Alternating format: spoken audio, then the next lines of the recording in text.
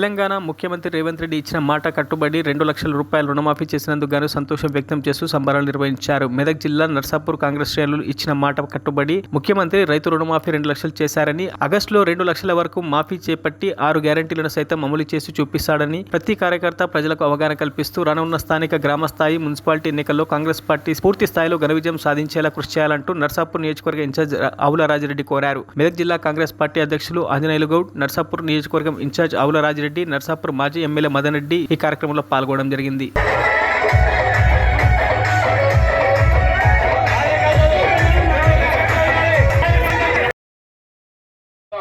అంటే దాన్ని కూడా వర్గీకరించి వాళ్ళు చిత్రీకరించారు. వాళ్ళందరం ముఖం మీద కొట్టినట్టు ఇవాళ మన ముఖ్యమంత్రి గారు మరి 5 సంవత్సరాలలో కూడా కానీ ఆ ప్రభుత్వంలో ఇవాళ మొదటి సంవత్సరమే 6 నెలల్లోనే ఇవాళ 1 లక్ష రూపాయలు కూడా మాఫ్ చేయడం చాలా గర్వకారణంగా ఉంది. రైతులలో ఒక భరోసా కలిగింది. తప్పకుండా